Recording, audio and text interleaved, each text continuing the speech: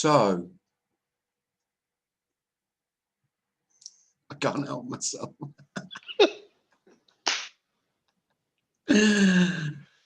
So what?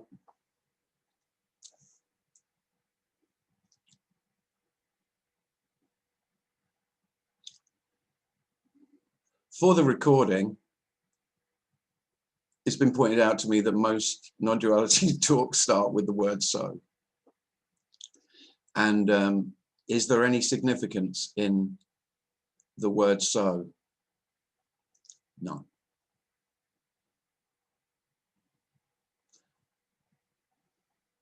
The wonder is there's no significance in any words.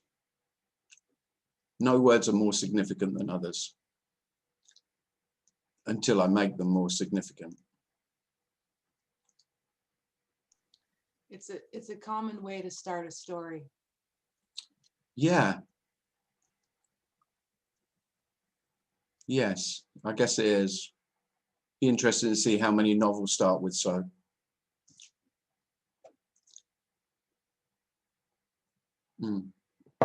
Yeah, and this is storytelling. It's just a different kind of story. This is the story of stories just being stories. But it's just another story.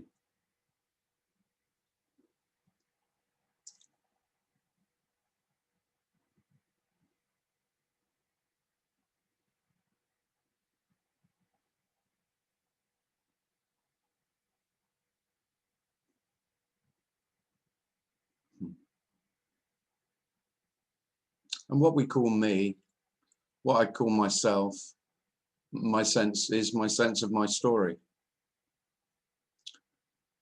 And my story is always center stage. You've had me say it enough times. And that's not really how life is. Life doesn't have stars in it. You know, there are main characters and then bit parts.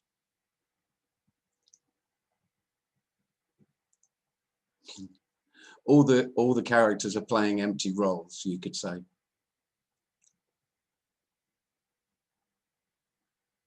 There's still a story, but the story is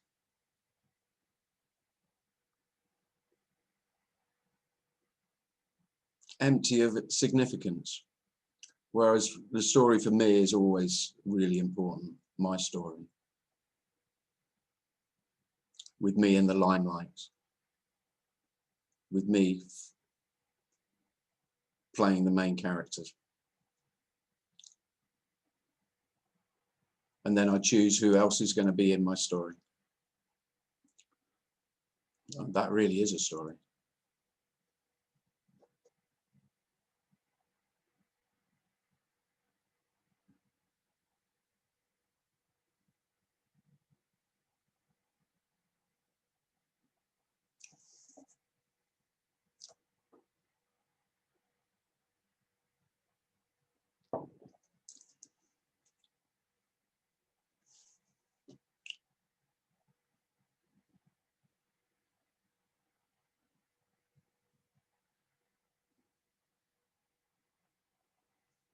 And when I was listening to non-duality talks myself and trying to get what that was being spoken about, I kind of made the story the enemy.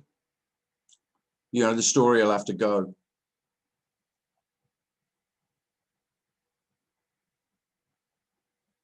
But that's not what's being spoken of. The stories are just what they are. You know, the stories are allowed along with everything else. There's not a problem with stories when they're not mine or yours.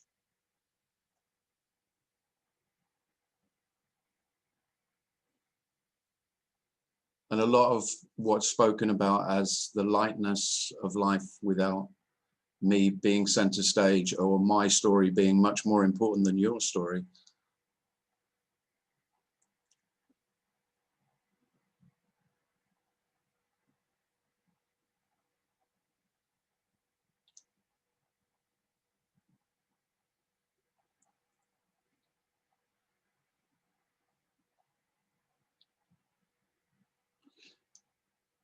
there's great relief in seeing that all we do when we're communicating, whether that's verbally communicating or just thoughts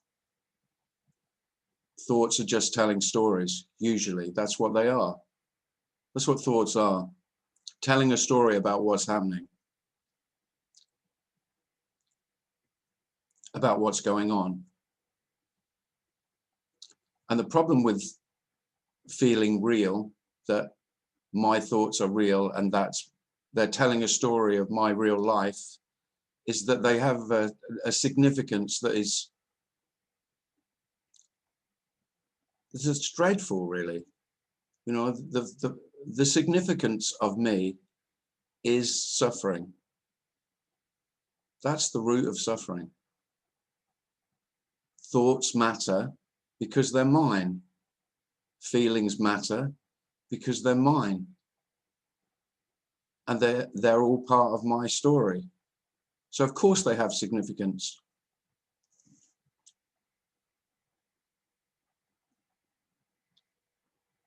When they really don't. They don't have any.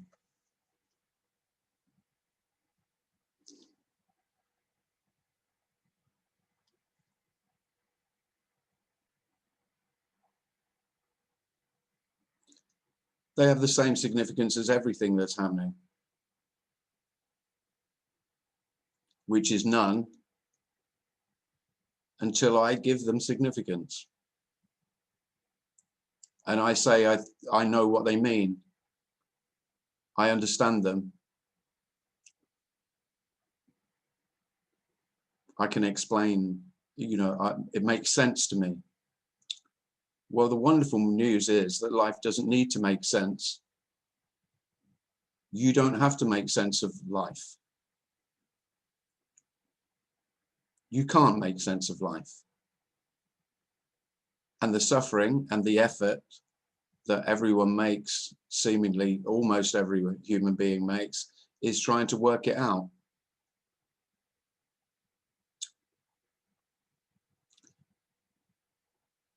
And a lot of the working out is to keep myself safe,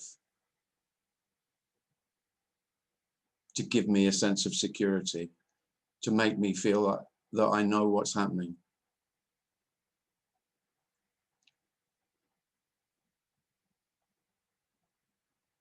And the truth is, there's no need to know what's happening for what's happening to be exactly as it is. It is as it is, whether there's a sense of you know what it is or not. And all of that knowing, all of your knowledge and all of your understanding is equally empty, along with everything else. Empty of significance, purpose, meaning.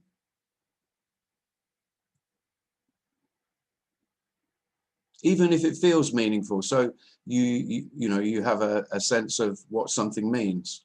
That's empty.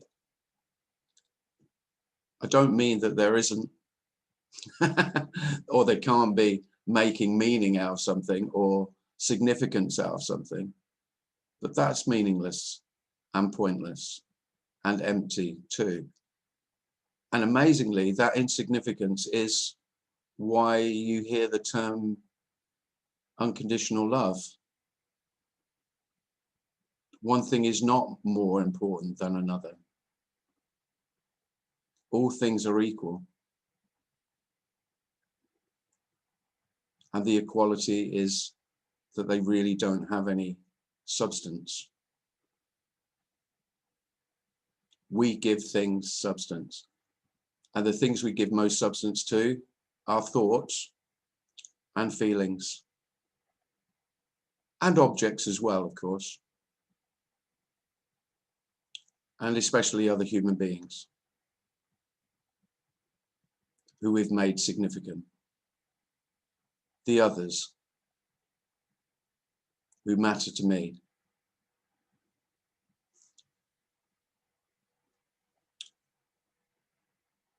I'm not suggesting that without a sense of self that others won't be significant. It's that their significance isn't significant.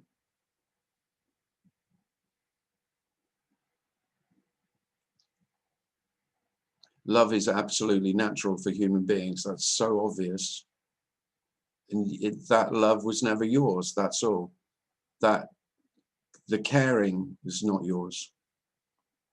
The affection is not yours. The repulsion that you may feel for some human beings, that's not yours. All of it, all of those feelings, the ones that you say you like, the good ones, and the ones that you really try to repress and ignore and pretend you don't have, because self says there, oh, I shouldn't be feeling like that. I shouldn't, you know, it's really not justified how I feel about that guy. But God, he's so repulsive. There you go, it's fine. I mean, how wonderfully liberating that that's okay, because that's no different from saying, she's amazing. And when amazing and repulsive, one is not better than the other. They are different, but one's preferable to the other, but it's no different than preferring vanilla ice cream to strawberry ice cream. And we don't make strawberry ice cream wrong just because we prefer vanilla. Or we might do. That is what self tends to do.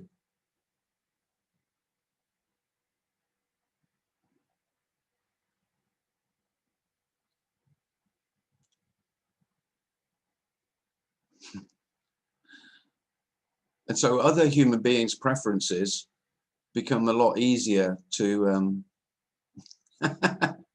to cope with when they're not wrong. They're just how that human being is. But the biggest relief, without a doubt, is that what you've called your preferences, what you've called your positive qualities and your negative qualities, they're seen as, well, they're not even seen, they're just as they are. And there's such a lightness in that. And I'm not saying that is how it is. But in our attempts to be good, to be better, of course we say we shouldn't feel like that. I shouldn't think like that. And I try and manage what appears. And so some feelings and thoughts I try and enhance, and others I push away.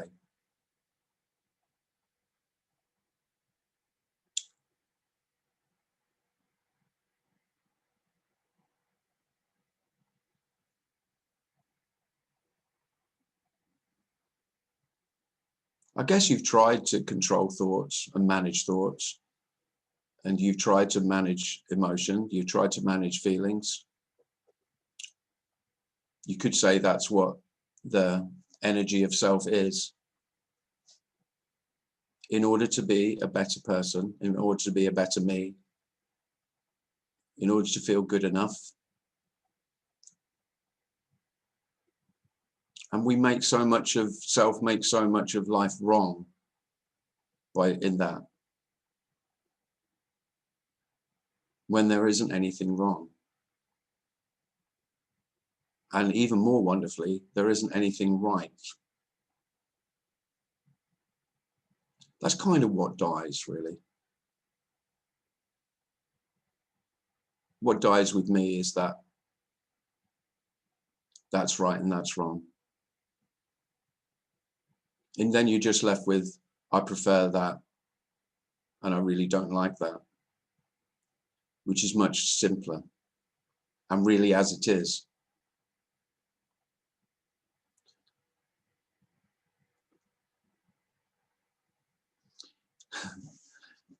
Because virtually all human beings dislike self-righteous, other human beings who are self-righteous. And there's a reason for that, is because all selves are self-righteous. And it's what we really dislike about ourselves, being the judge and the jury and the executioner.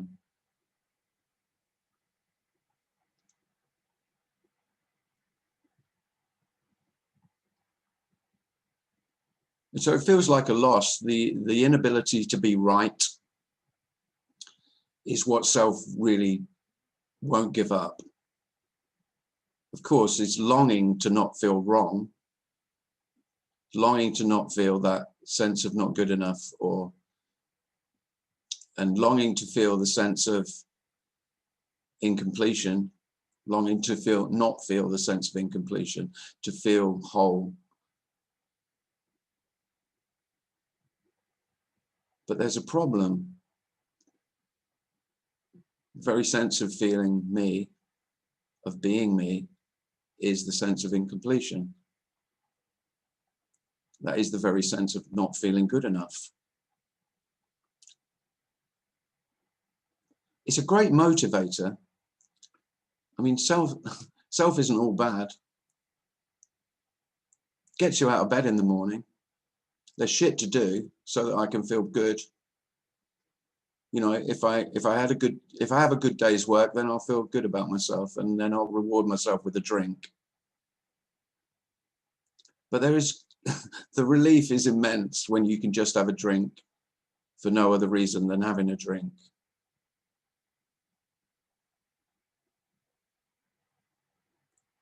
It's the end of rewarding yourself, yeah, or punishing yourself.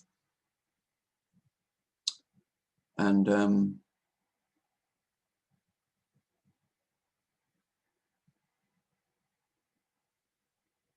Heidi is here today. That could be added to the list of why this is worth talking about.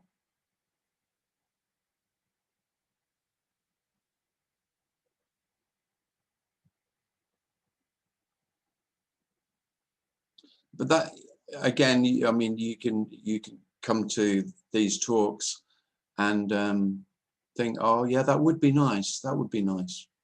No, it wouldn't be nice. It wouldn't be nice for you. There's nothing in it for you at all. You know, it isn't what you want. You want to be right, don't you? You want to know. You want to, I know, you know, I haven't forgotten how it is to be me. You so want to be right. You so want to know what's going on. You want to be self-righteous, to be right. And this is simply saying, no chance of that. It's not a possibility.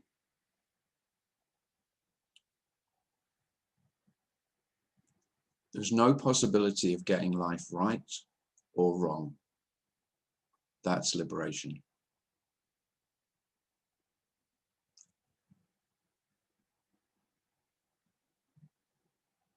There's no one outside looking at you and your life who is discerning, oh, now they're on the right track, now they're moving forward, now they're getting it right, or at least they're moving towards that.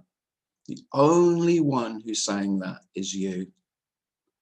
And maybe a few of your close friends and relatives who you share, but really they couldn't give a shit.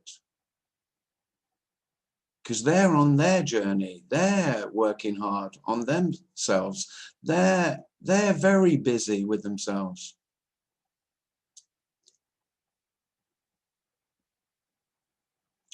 So there's nothing wrong with you, and there's nothing right with you. Isn't that wonderful?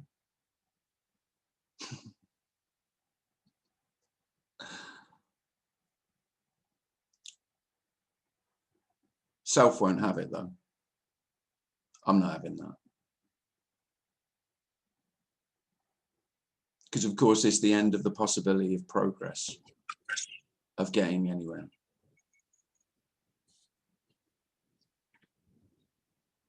But it might be obvious that you've never been anywhere, you've never got anywhere.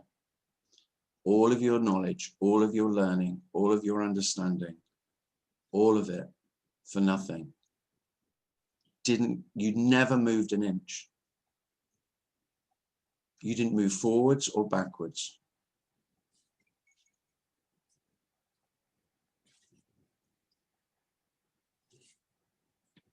Until you tell the story.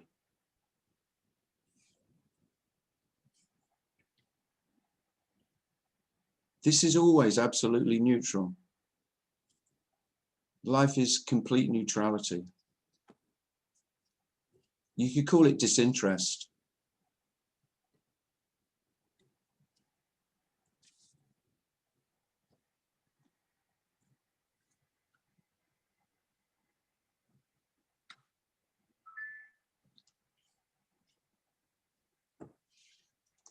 Okay. Right.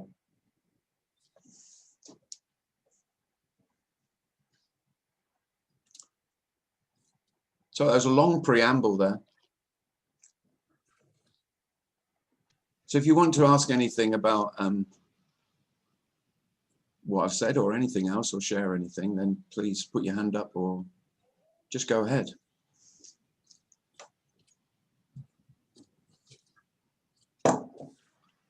Hi, Tim. Hello. Here. Hello, mate. Hello. Hello. So, Tim, I'm.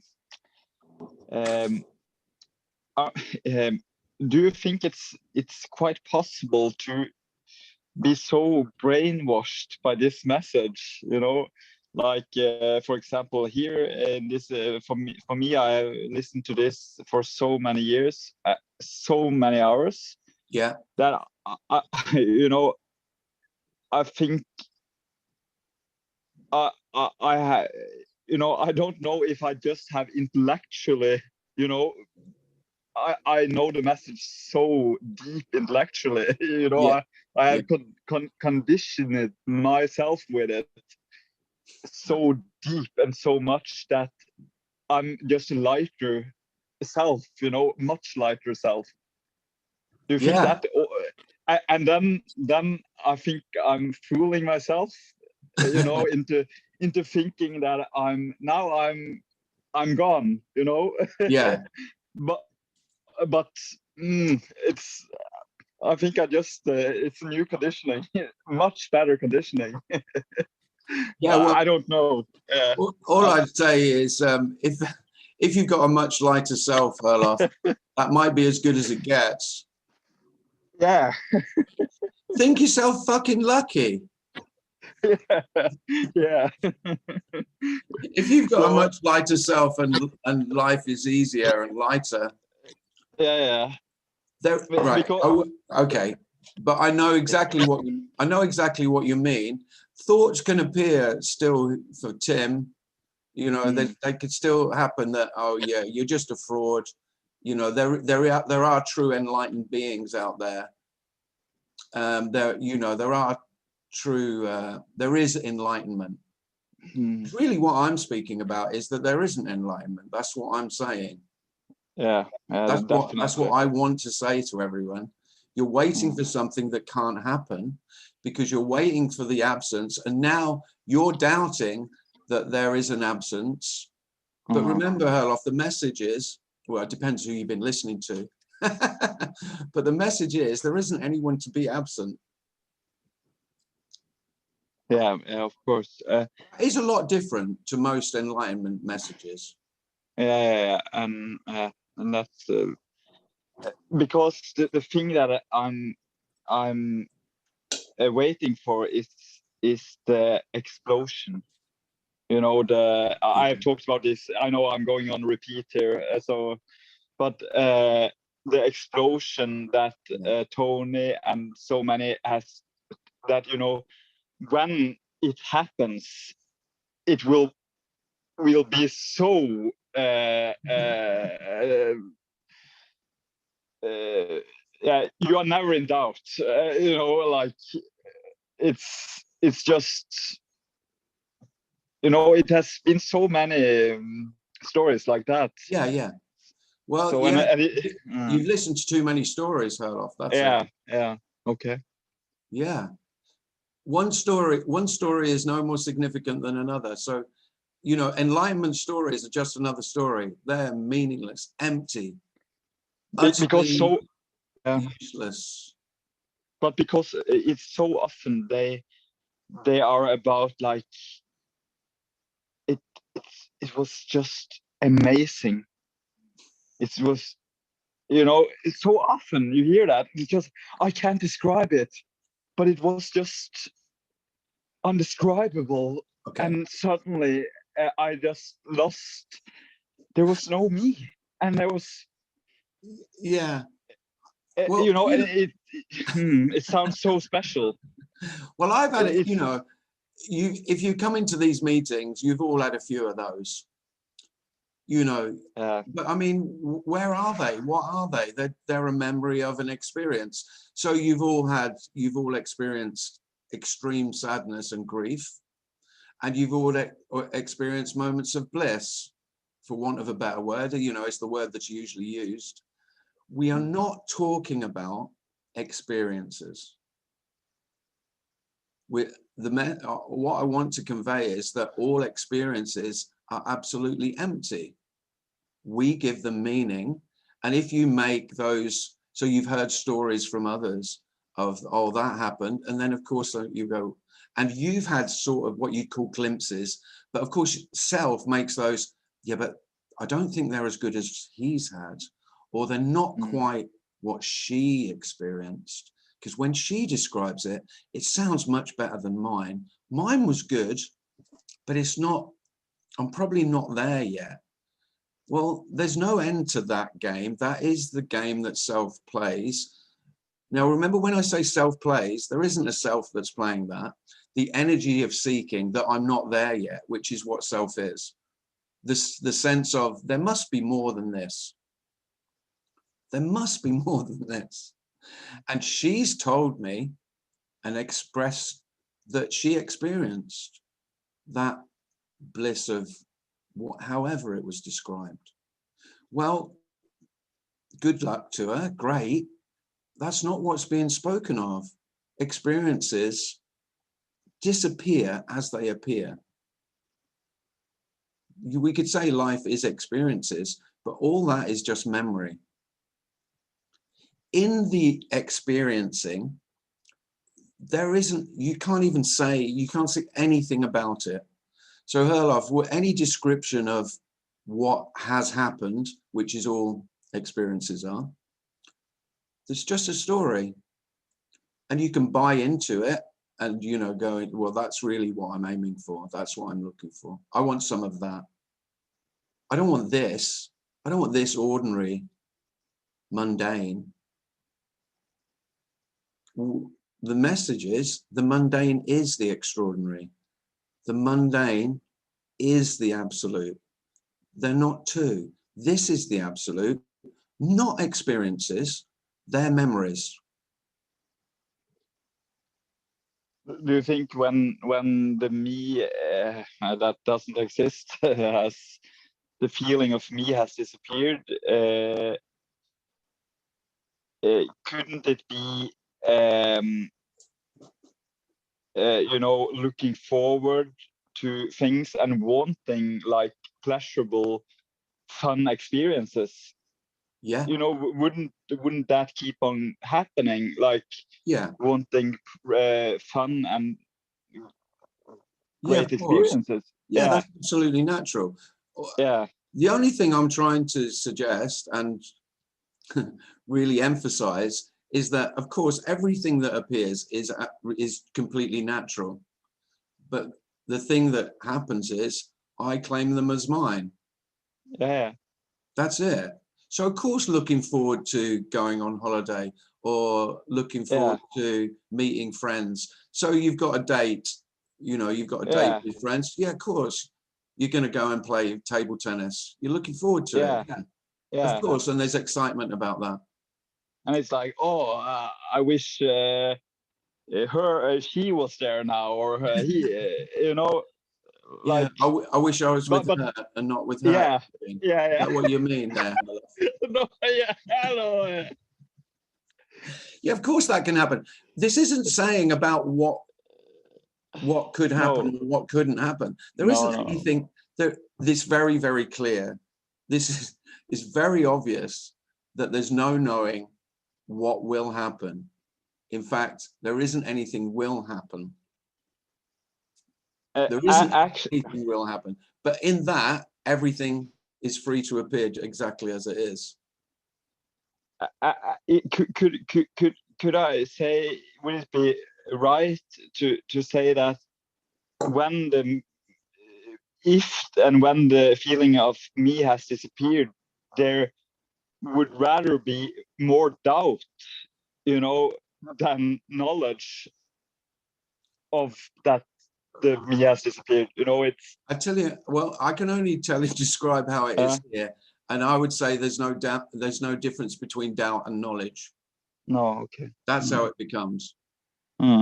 So rather than, I'm sure. I understand. So what self does is it has a certainty about what it knows, and then with the certainty of knowing what I know comes a certainty about what I don't know and what I could know in order to enhance my knowledge to become complete. You know, that how I could fulfill myself through knowledge. And neither of those are true. And what you're left with when knowledge is seen for what it is, which is really just naming. That's all knowledge is being able to describe and explain, just putting words together. And they're all, so knowledge and doubt, there's really no difference. Knowledge just becomes very light. You can say what you know, but it doesn't mean anything. So what? So I know, yeah. But you only, your knowledge is as good as how many other human beings agree with you, isn't it, really? Because you can, thank you. You will have found when you say you know something, there'll always be a few turn up who will disagree with you. Because they're sure they know, and what they know is different from what you know. And when you see knowledge as that insignificant, especially knowledge in terms of explanation, I know how life works. I know how human beings work. Seeing that for what it is makes life much lighter. I can't emphasize enough how you won't know when you're gone. So in that sense, you could say there'll always be doubt. Because you've read loads of stories about people who know they're gone.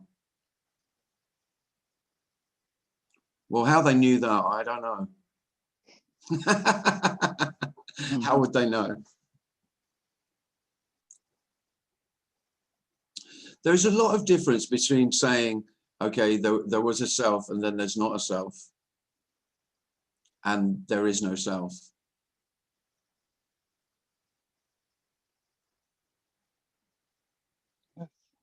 Thank you. You're welcome. I don't know whether that's any use, but what I'd say is, you know, doubts are, of course, you could say that's the habit of self. That, of course, I've read lots of stories, and my story doesn't seem to match up, and so obviously I've not quite got it right yet. That's why it's probably best not to read anything into any stories that you've read or heard speak of.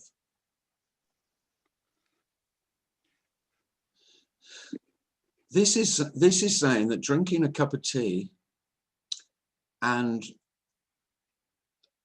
an experience of bliss and oneness are exactly equal in significance. That's what I want to say anyway. That's all I want to convey. You know, life is simply as it is, and of course it's just one's preferable over the other, or maybe not. Maybe the coffee might be great, or the tea might be great. But what we call the mundane, this is there's so much in this message, there's so many remnants of spiritual seeking. And I think that is one that, you know, this is a spiritual message. I don't have any sense that it's a spiritual message at all. Not at all. It's a natural, for me, it's just a natural message. That's what I'm speaking about nature, human nature, being human. Tim. So this is about being human, not being, this is nothing about transcendence. And of course, the experiences that you've heard about with bliss are often have an element of that transcendence about them. You know, being more than the body, being on a higher plane, seeing behind the facade. So there's this physical reality, and then there's an experience of knowing what's behind. Even if you can't say it, there's an experience of it. I'm not speaking of that. I'm not saying any of that's wrong. I'm just saying it's no more right than drinking a cup of tea. That's what I'm trying to convey. I'm talking about life just as it is, however it is. And and it can be anyway at all, always.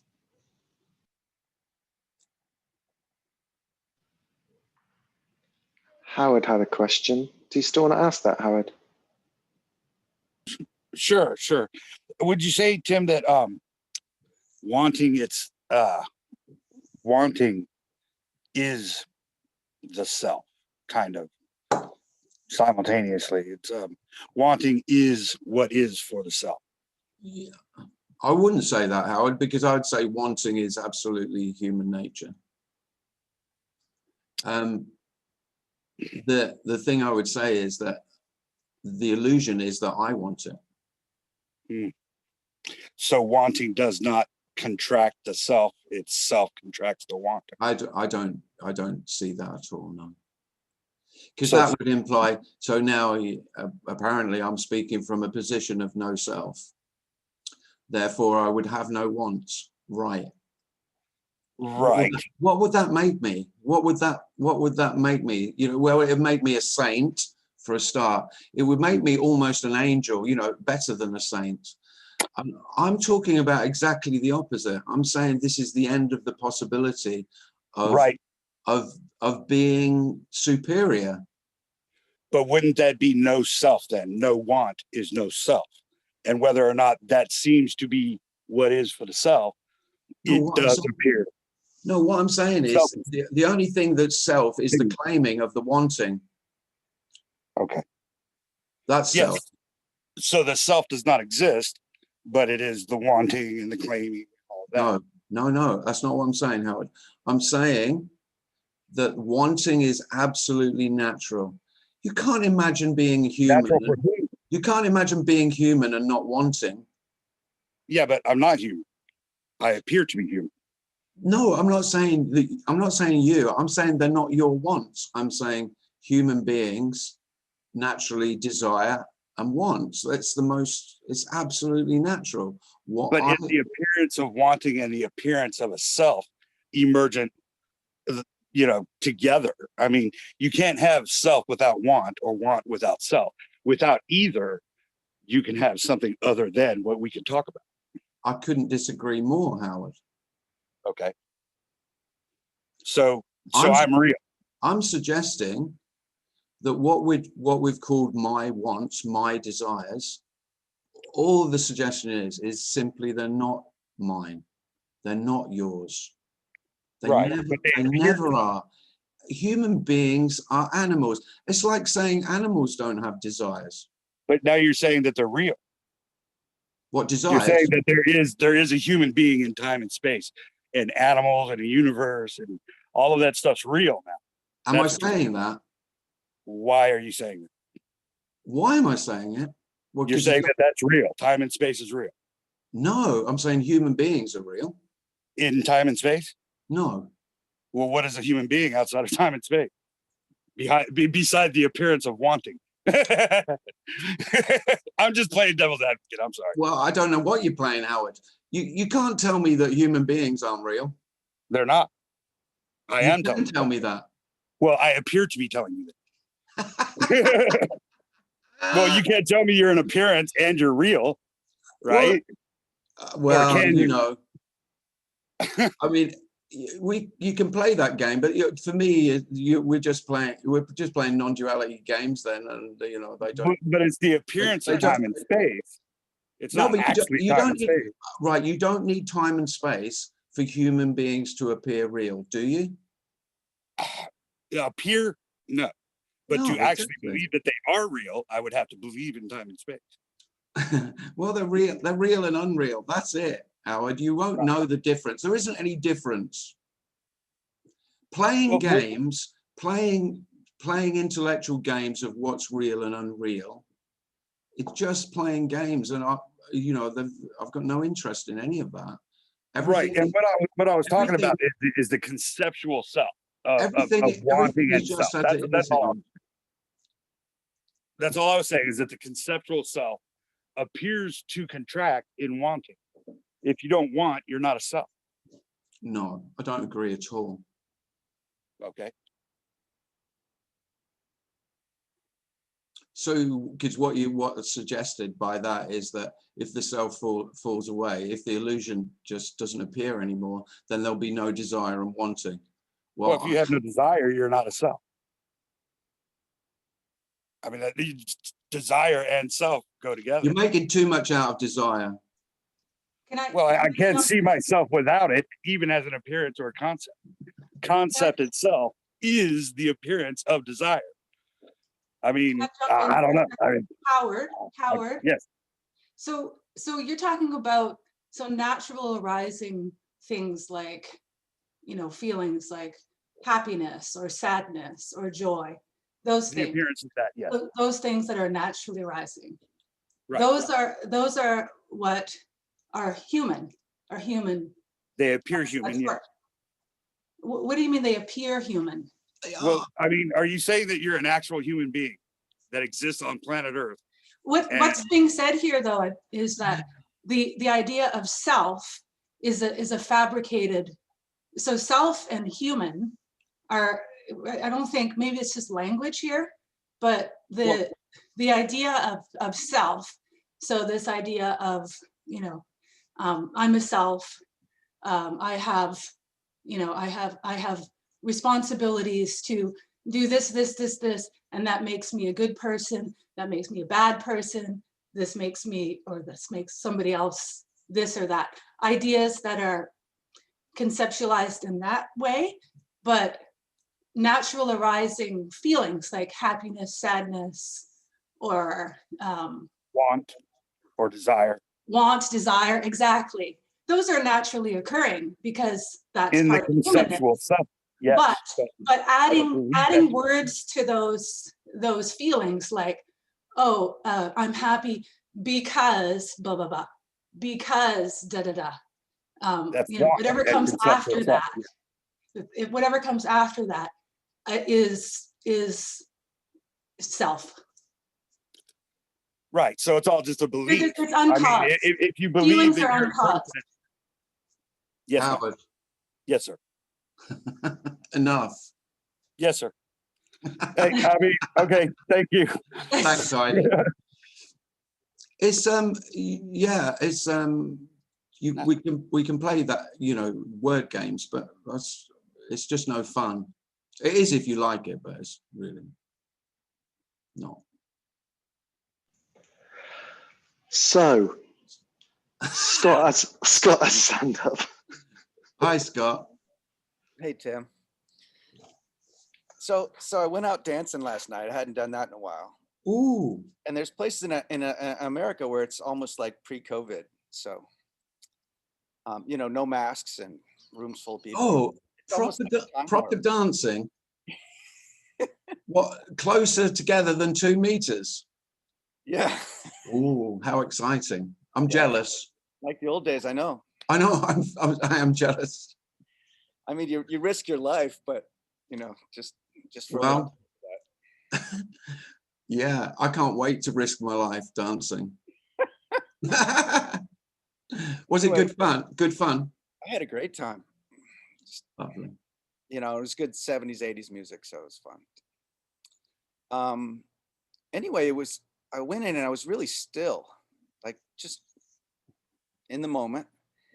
And I could see everything else was still, but it was like these fireflies, which were people wanting things. Okay, I don't want to get into Howard's discussion, but and I could see clearly that they all had this idea that they had power, and so one was playing the power of, oh, I can get you to be attracted to me, or I can get you to, you know, think this. Yeah. And I thought, you know, I think that the power that I have power is the story.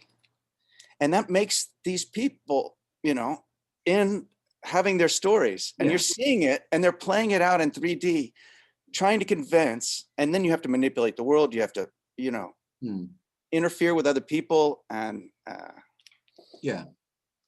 I'm thinking that that's a story we probably had when we were 1 or 2, and we just said, you know, I can't take powerlessness. I won't accept it.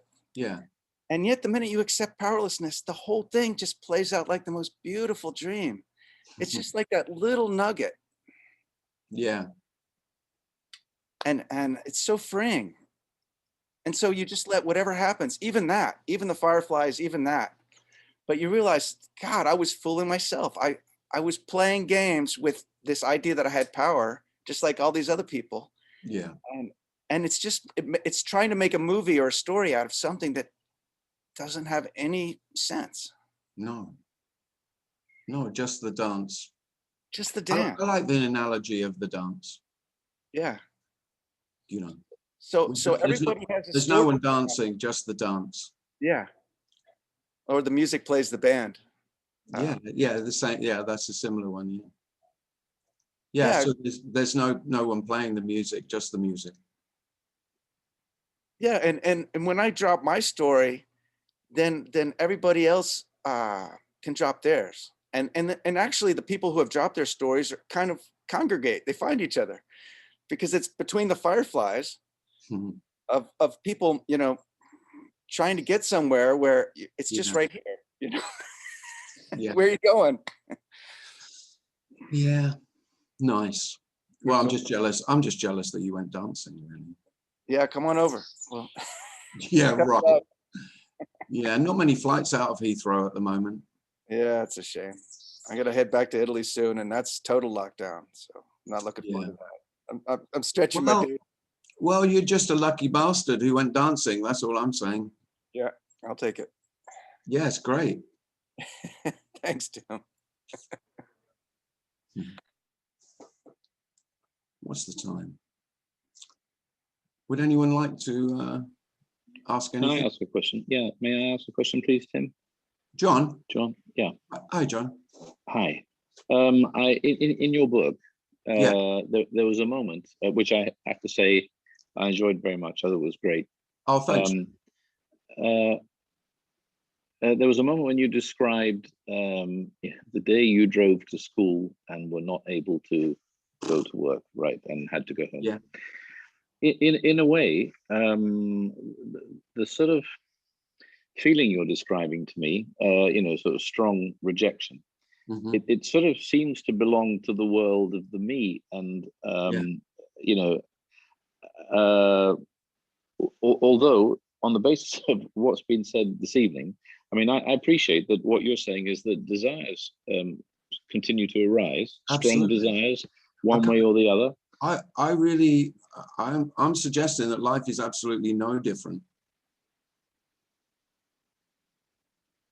And yet markedly different, but in terms of what appears, just the same. But there is a great difference in the appearance being claimed. That's really all I'm saying. I'm not saying anything else, really. So life is exactly as it is, but without the one claiming it as mine or rejecting it as mine. It has a very different flavor to it. Yeah, although, you know, you can't unclaim it. I mean, there's nothing you. I completely get. I think I completely get what you're saying. I mean, I completely realize that these desires that arise in me, it's like it's like you're saying, they're not mine. No. And I've got to the point where I realize that everyone around me, they're just doing what they can do. They can't help what they do. That's just the way it is. And I realize I can't help what the various things I've done. Yeah. So there's no one's any reason to feel guilty. No, nothing to forgive. It's just totally. Yeah. And yet. and yet what? Now there's the crux. Here. There's the crux, John. And yet there's the rub, as they say. I exactly. Yeah, Hamlet. I suppose that when I say and yet, then that's the old mental game kicking in once again. It's amazing how you can really allow the landscape to expand, and then the little just that is a little corner. There's that little piece of sardine in the corner of the tin of life. That's so true.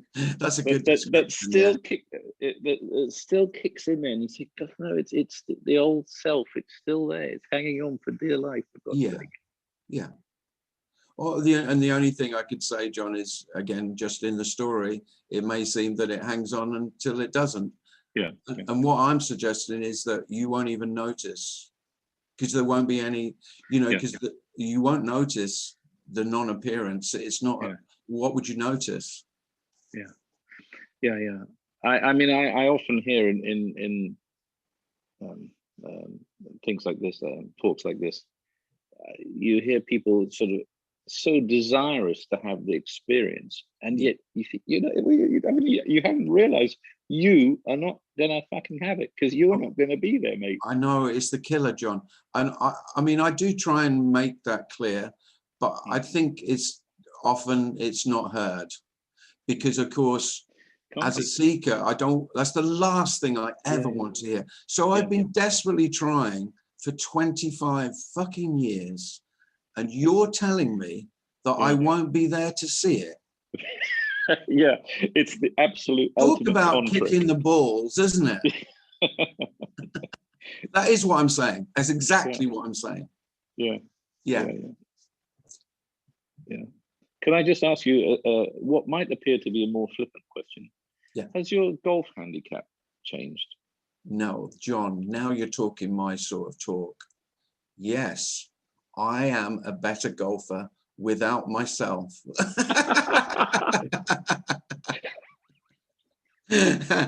Yeah, and John, I've been out practicing this afternoon with my new wedges. So yeah, all the rest of you can leave, and I'll talk golf with John. Yeah, I have improved, John. Yeah. Great. Oh, seeming, yeah, it seems like, yeah, because of course I'm thinking less. It's just because golf, like everything else, is that bit lighter. And golf is all about swinging easy and not, try. You've heard all the psychology, trying without trying. Which is the perfect analogy for golf. And that seems to have happened. So I'm pleased to report one of the few benefits of enlightenment is an improved golf handicap.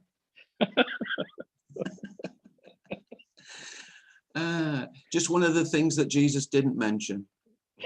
Yeah, great. Thanks so much. No, you're welcome, John. That was nice. I'm glad you liked the book. No, Faith. I did. Yeah. Nice. Yes, Faith. Does this mean I'll be able to sing in tune? No, but I think they'll be the singing will be fully uninhibited, which is all I'm talking about with a golf swing. So I'm not. When I say to John, I've improved, it's only marginal. I haven't become Tiger. But you won't become, Catherine Jenkins,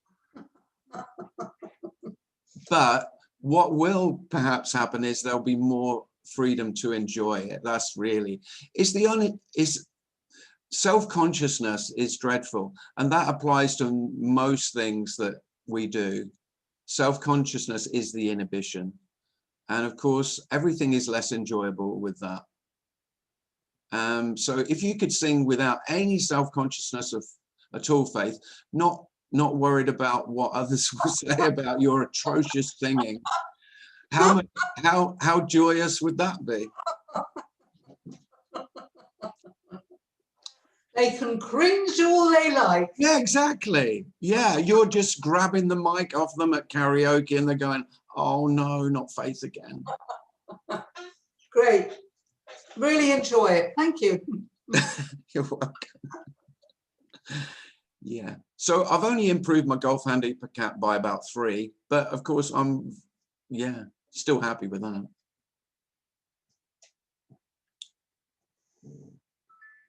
But I will say I enjoy golf much more than I ever did. In fact, I love it. Whereas before I was so worried about how I would score that there was very little enjoyment. There was enough to keep me going, but it was usually about getting better. And then once the effort to get better didn't appear, then there was getting better. I mean, it's all ironic. Hey, Tim. Who's that? Robert. Robert. Hi, Robert. Hi. Does miniature golf count? Say again? Does miniature golf count? Miniature golf? Yeah. Crazy golf as well. It all counts. Yes. Yeah, of course. There can be just as much pleasure in miniature golf as the real game. Yeah. I never hit the big time, but I've done miniature golf, and maybe someday I'll get to the big time.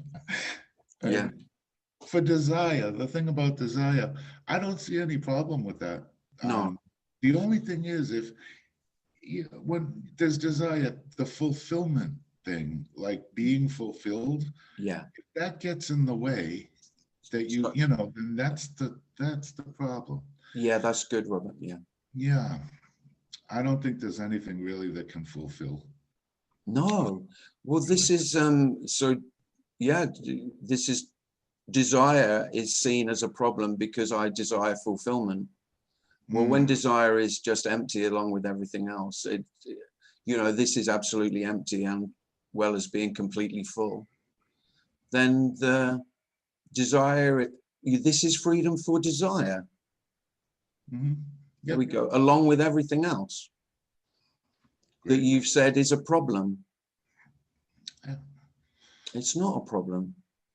No, I've seen people make it a problem in a way. Yeah, me too. I don't know if they were. Well, especially if they've been through Buddhism, I find, Buddhism tends to make desire the enemy. Mm-hmm. Yeah. Yeah, and of course, the human being lives a life of denial. Exactly. Hiding from desire. Yeah. Hiding their natural desires. Yeah.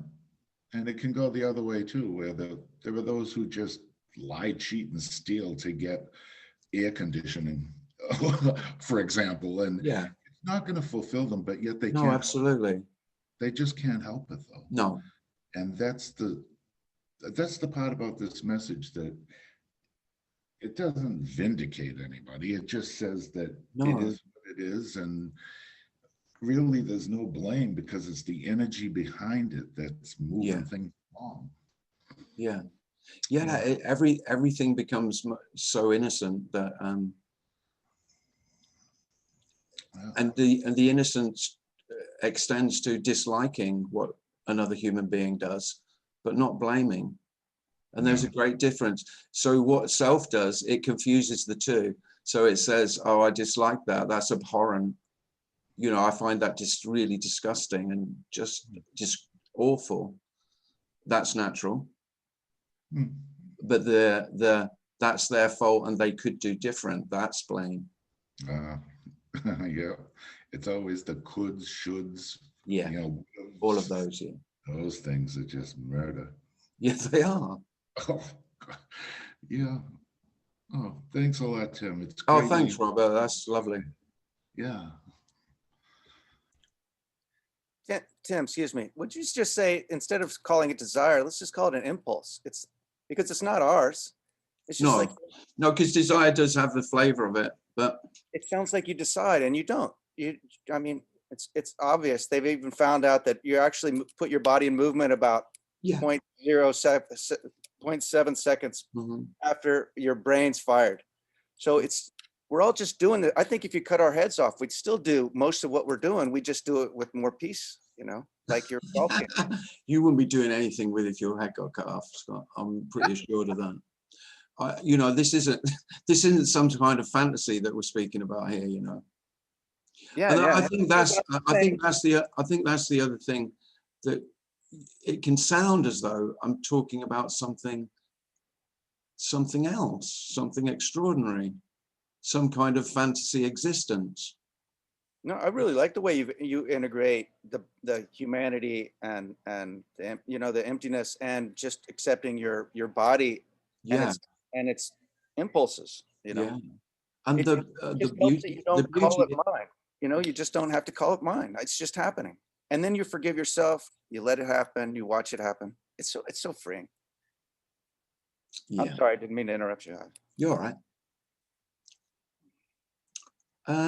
What's the time? Okay. Has anybody got anything they'd really like to ask? And then just nearly out of time. Have one more question or not? I suppose I ought to look what's in the chat. What you've been chatting about. Denise says, I'm Happy Gilmore. I have tried to do the run-up Happy Gilmore, Denise. It's a lot more difficult than it looks.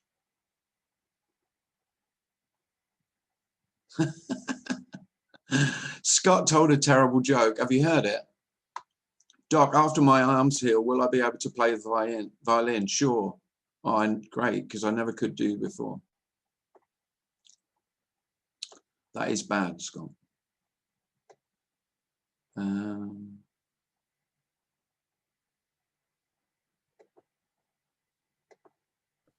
That was for Faith. Oh, was it? Okay. For her question about singing. Okay, well, we'll finish there if no one else has got anything they'd like to ask. Thanks again for coming. I'll send out invitations for Monday's talk.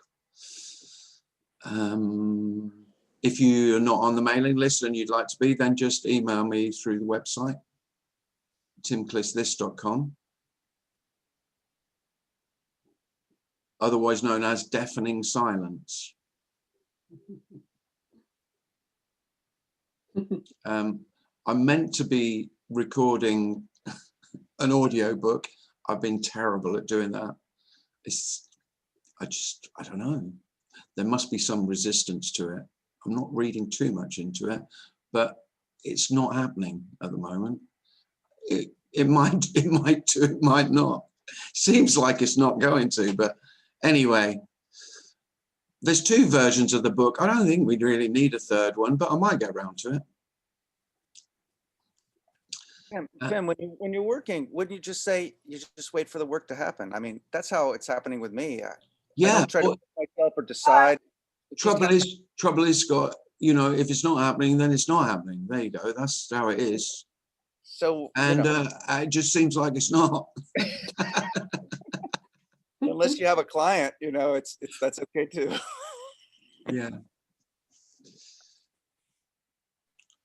Well, lovely. Thanks for coming, everybody. And if you'd like to make a donation, then by all means do. They're all gratefully accepted. If you just go to the website, then you can donate there.